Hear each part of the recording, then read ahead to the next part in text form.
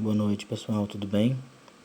Vamos dar aí continuidade às nossas aulas e hoje falando um pouquinho sobre os principais radioisótopos que são utilizados na medicina nuclear, né? Nós temos uma variação bem grande e significativa de elementos que são utilizados, né? Elementos aí que podem ser considerados radioisótopos, né?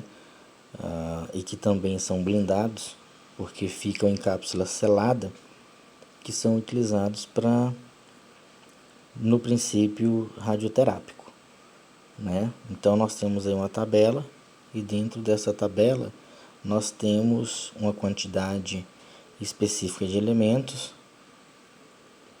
e cada elemento aí com a sua característica, né, principal. Então, o primeiro elemento que nós temos é o Tecnésio 99, né, que ele emite radiação gama e tem uma meia-vida de 6 horas. Tá? Então, esse é um dos elementos que possui a menor meia-vida dentro aí da medicina nuclear. O segundo é o iodo 131, né, que é caracterizado pela emissão de radiação gama e beta, tendo aí meia-vida de 8 dias. O terceiro é o gálium, né, o gálio 67, radiação gama, com 3,26 dias, né, caracterizando aí seu tempo de meia-vida. O próximo nós temos o tálio 201, também com radiação gama, né, caracterizado por 3,04 dias, sendo aí uma média. O próximo é o iodo 123, ou iodo 123, responsável também pela emissão de radiação gama, tendo sua meia-vida aí caracterizada em 13 horas, né, e um pouquinho, 13,2 horas, para ser mais específico. O próximo é o samário 153, liberando radiação gama e beta. Sua meia-vida é de 1,95 dias. E por último nós temos o flúor, né, que é um dos mais utilizados, um pósitron, né, caracterizado pela emissão de radiação gama, com aí a sua meia-vida baseada em 109 minutos. Então a gente pode perceber que há uma diferença muito grande, né, caracterizando aí a meia-vida desses elementos radioativos, sendo que poderão ser utilizados de modo específico, né, considerando aí cada tipo de exame que vai ser realizado. Então, o equipamento, né, ele recebe o isótopo radioativo de acordo aí com o tipo de exame que vai ser realizado, a quantidade de energia que vai ser gasta. Então, tudo isso tem que ser considerado, né, considerando principalmente a quantidade de energia gasta para a realização de um exame. Tá? Então, radioisótopos, né, com meia-vida mais longa, obviamente, são exames mais demorados, e radioisótopos de meia-vida mais baixa, mais curta, são exames mais rápidos de serem realizados e, obviamente, uma absorção mais rápida também. Tá? Considerando que essa meia-vida, ela caracteriza também o tempo de absorção, de metabolização, né, desse radioisótopo no organismo do indivíduo, no caso, no organismo humano. Tá? Então, nós consideramos isso também. Essa característica é extremamente importante. Tá? Quanto maior a meia-vida do elemento, mais tempo ele vai durar aí no organismo do indivíduo. Quanto menor for sua meia-vida, mais rápido ele vai ser metabolizado. Tá bom? Saindo aí dos radioisótopos utilizados, né, a gente fala um pouquinho aí da característica do ambiente, né, de trabalho do técnico, e onde nós teremos contato também com os pacientes, tá? É o ambiente aonde, né, os exames vão ser realizados. Então, primeiramente, a gente fala um pouquinho da infraestrutura, né? Qual que é a característica dessas salas? Como qualquer sala, né, é necessário ter uma recepção. Essa recepção é o contato primário do paciente, onde a anamnese ela vai ser feita, né, e o paciente ele será direcionado para um segundo tipo de ambiente. Saindo da recepção, Nós temos aí o laboratório de radioisótopos, né, que é considerado a sala quente porque ele abriga, né, ele mantém ali uma quantidade específica de elementos radioativos, então é necessário que se tenha uma atenção especial à blindagem da sala e os equipamentos de segurança que vão ser utilizados, né? A sala de administração de radiofármacos é onde os elementos, né, o radioisótopo ele vai ser injetado no indivíduo, né? Então essa administração ela vai ser feita por um profissional, ou o técnico enfermeiro ou um técnico enfermagem, né? Podendo também ser o técnico de radiologia, tá? Considerando aí também a sala, a sala aonde esses pacientes recebem a medicação, né? Essa medicação a gente tem que entender e não pode se esquecer que ela é utilizada para uma biomarcação. Então ela vai marcar aquelas áreas mais específicas, né? Geralmente são as lesões, nós já comentamos sobre isso. Então essas lesões elas vão ser marcadas para que o médico consiga visualizá-las de forma melhor e obviamente caracterizando aí, né, dando condição de um bom diagnóstico, tá? A sala de espera de pacientes injetados. Essa sala é a sala onde o paciente aguarda, né, para que o elemento radioativo ele faça efeito. A gente vai considerar aí o tipo de elemento que vai ser utilizado, o radioisótopo que vai ser utilizado, obviamente um tempo maior de espera ou tempo menor de espera, tá? Mas independente, o paciente ele precisa aguardar nessa sala, né? Tanto para que a medicação ela faça efeito, o radioisótopo faça efeito, e também, né, após o exame, para que esse tempo de meia-vida ele possa ser metabolizado. Vale a pena frisar que os radioisótopos eles são utilizados, né, nessa marcação, e alguns deles, né, durante o uso se faz necessário a internação do paciente, né? Como nós vimos aí na tabela anterior, nós temos radioisótopos aonde a meia-vida é muito longa. Então, é necessário que o paciente ele se interne para que esse elemento radioativo, né, ele se metabolize no organismo, de modo a não oferecer mais risco para o paciente. Outra coisa que é importante a gente falar nessa questão dessa espera é que, caso o técnico erre, né, por algum motivo, o exame, o paciente ele não pode fazer o uso de outra dosagem. Então é necessário que ele aguarde um tempo específico, né, até que essa medicação ela seja metabolizada e que seja aí reagendado o exame.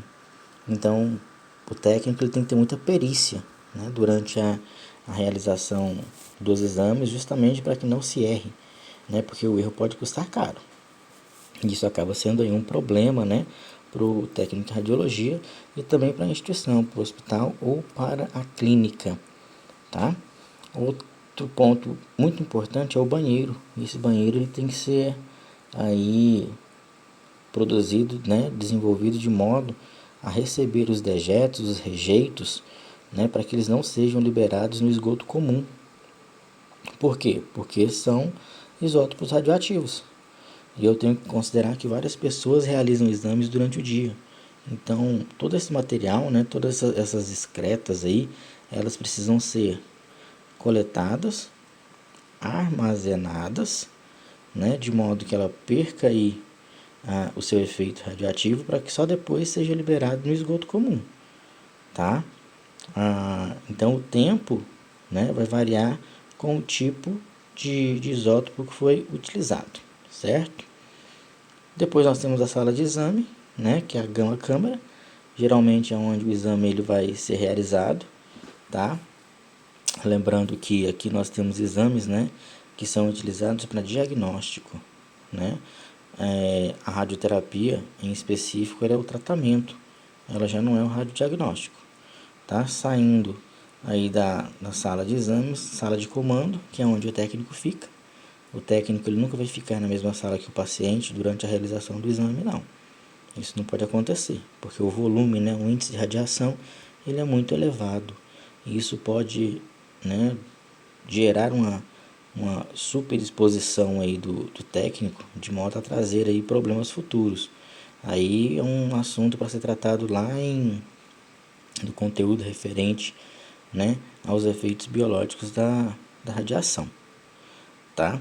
Então, na sala de comando, o técnico ele consegue ali, né, acompanhar a realização do exame ou do tratamento aí com o paciente. E por último, né, o depósito de rejeito radioativo, que é um depósito onde o material, o equipamento que foi utilizado e que teve contato, né, com os radioisótopos são armazenados e ficam mantidos ali até, né, que eles possam ser descartados no ambiente seguro. Né? Uma empresa específica faz a coleta e descarta esse material aí em um ambiente seguro, de modo que não haja risco para o ambiente. Tá? Muito importante ter essa noção, né, aí de conservação ambiental. Então, de todas as áreas que nós falamos, nós temos que considerar que o paciente é uma fonte de radiação. Uma vez que ele recebe os elementos radioativos, ele acaba sendo, né, um emissor em potencial. Então, ele não pode ter contato direto com indivíduos, com outras pessoas, antes, né, de que aí esse elemento radioativo se metabolize no organismo. Tá? É muito importante considerarmos isso. As áreas que a gente vê em vermelho, né, que estão destacadas, são as áreas que têm contato direto com os elementos, né, com base radioativa. E esses elementos, eles precisam ser tratados aí com o princípio básico de biossegurança. Tá? Então, laboratório de radioisótopo, ou sala quente, sala de administração de radiofármacos, sala de espera de pacientes, né, injetados, banheiro exclusivo para pacientes injetados, sala de exames, né, a gama-câmara e o depósito de rejeito radioativo são áreas que têm contato direto com radiação. Então, são áreas que precisam passar ali por um critério, um princípio de segurança muito efetivo, né, muito eficaz, justamente para evitar que a radiação tenha contato com os outros funcionários ou, né, com outras pessoas que tenham acesso ao ambiente, inclusive outros pacientes, tá bom? Então, nós consideramos aí que essas salas, né, são salas que precisam passar aí por um princípio de segurança bem detalhado. Tanto é que nós temos agora no próximo slide, né, princípio de proteção radiológica. Então, eu considero nessas áreas blindagem em todas as salas, né, blindagens na sala quente principalmente, que é a sala que vai, né, absorver, não, a sala que vai ter contato direto ali com o elemento radioativo durante a sua preparação, né? São ambientes que armazenam as fontes radioativas, onde vai haver manipulação, né, desses elementos, tá? Tá na estação de trabalho, que é a estação aonde vai ser feita todo o contato, né, entre técnico, elemento radioativo e paciente, tá? Um outro princípio de biossegurança, né, ou proteção radiológica, são os porta-seringas. Porta-seringas que são utilizados aí para injetar, né, o isótopo radioativo e também para transportar esse isótopo, tá? Em relação aos rejeitos radioativos, né, nós temos as lixeiras de chumbo, os cofres de chumbos, né, e as blindagens das caixas perfuro-cortantes. Então, todos esses elementos, eles precisam ser armazenados de forma adequada, né? Então, as caixas, os reservatórios que são utilizados, eles são utilizados e feitos, né, com material que não vai permitir, né, que a radioatividade ela escape, ela vaze, de modo a proteger o técnico e todas as pessoas que estão ali envolvidas durante o processamento, né, da imagem ou a realização do tratamento. Então, nesse slide em específico, nós falamos aí da proteção radiológica, né, considerando todo tipo de blindagem e armazenamento, né, dos elementos, das substâncias que são utilizadas ali durante o tratamento. Inclusive aquelas substâncias que sobram, né, que são os rejeitos radioativos.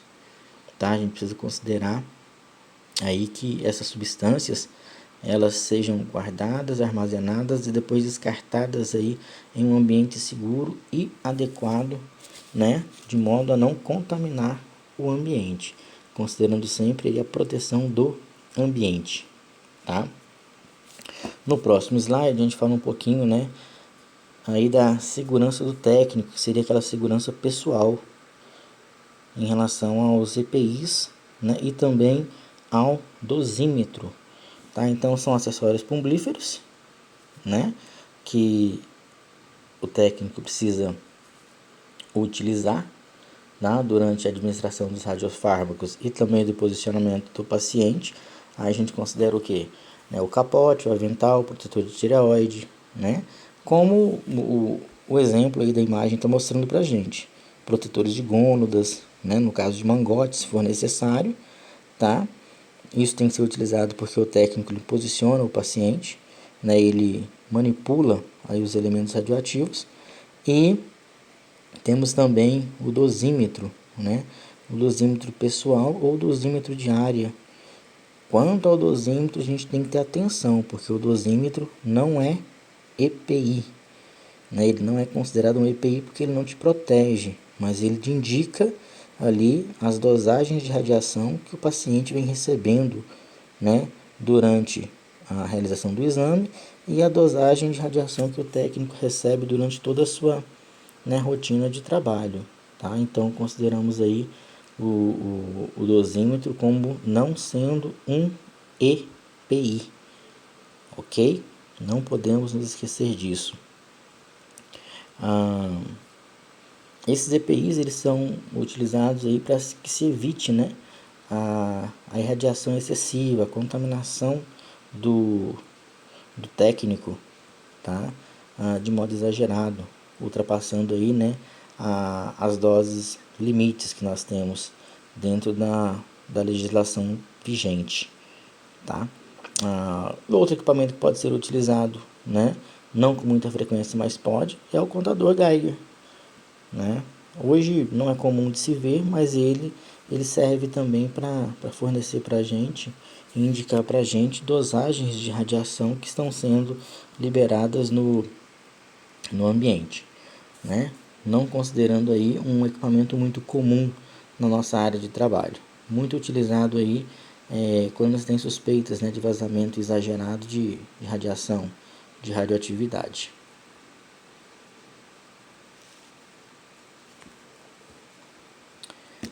Continuando aí com os nossos princípios da medicina nuclear, a gente precisa entender que a terapia, né, com radioisótopos, o tratamento com radioisótopos, tem como objetivo o quê? Causar um efeito biológico. E esse efeito biológico, né, ele pode ser positivo, favorável ou negativo, desfavorável. Qual que é a intenção desse efeito biológico? Nós temos duas situações. Primeiro, o radiodiagnóstico, que é gerar uma imagem de qualidade, e o segundo, quando utilizado em tratamento, né, é favorecer durante o tratamento um dano biológico celular na célula de modo que o tumor, né, ele regrida, ele reduza, tá? Então a terapia com radiodiagnóstico tem como principal condição e característica causar um efeito biológico, ou para o diagnóstico ou para o tratamento, tá? Aí como exemplo nós temos, né,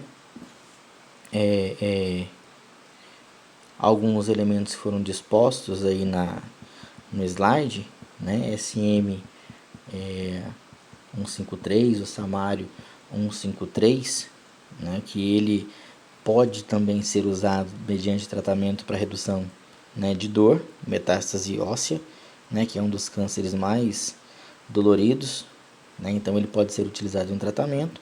O iodo 131 ou iodo 131, né, ele é utilizado no diagnóstico, então ele gera um efeito biológico favorecendo o diagnóstico, né, para o paciente, aonde ele vai indicar patologias da tireoide, né? Então, independente do tipo de efeito biológico pelo qual esses elementos vão ser utilizados, é importante que se considere sempre a internação do paciente, né? Considerando quarto blindado, quarto forrado, para evitar irradiação e contaminação, e o depósito dos rejeitos radioativos em um ambiente específico, tá? Então, consideramos que, dentro do princípio de radiologia nuclear, né, ou de medicina nuclear, a fundamentação de se utilizar radioisótopo é para que se cause um efeito biológico a nível de tratamento ou a nível de diagnóstico. Independente desses dois tipos, né, de efeitos biológicos, a gente precisamos considerar aí a manutenção, né, dos rejeitos e a proteção tanto do paciente quanto do técnico em radiologia, de modo que se tenha mais segurança, tá? Então, segurança do técnico e do paciente acima de tudo, né? Isso vai evitar que se tenha dosagens, né, uma superexposição a dosagens radioativas, tá bom? Já né, passando aí para a área da saúde, né, e eu vou finalizar com vocês hoje aqui nesse slide, né, fica aí a dica para vocês já procurarem um conteúdo em específico, né, no YouTube, no Instagram, tá? A gente vai entender um pouquinho sobre, né, a radioterapia, que é o foco específico da nossa aula. Até agora nós falamos aí sobre a medicina nuclear, né, o que ela utiliza, qual a área que ela aborda, e a gente vai entender um pouquinho sobre a radioterapia, né, que é uma terapia utilizada com radiação ionizante, onde o paciente, né, ele é irradiado, tá, com o objetivo de causar um efeito biológico aonde? Nas células. Então, na área de saúde temos a radioterapia, né? Essa radioterapia, ela utiliza-se de radiação ionizante, então nós temos ali elementos radioativos de fonte selada, né, que vão irradiar um tecido específico, tá, causando um efeito biológico. E a fundamentação desse efeito biológico é causar o que? A morte celular, obviamente a morte das células que estão doentes, ok? E esse próximo slide, né, que caracteriza aí os tipos de radioterapia, eu vou deixar para a gente trabalhar aí em um próximo encontro, tá? Em um próximo momento. Então fica aí para o nosso terceiro videozinho. Eu espero que vocês tenham gostado, estudem, né? Continuem estudando, vá atrás de informações em diferentes fontes, né? Tem aí o Instagram, que tem muita página que você pode pegar conteúdo. Nós temos também o YouTube, né, que tem muito conteúdo que pode ser analisado também, tá bom? Espero que vocês tenham gostado e nós nos falamos aí em um terceiro momento, né? Fica a dica de atividades que eu vou enviar para vocês. Forte abraço e até o próximo encontro, pessoal. Tchau, tchau.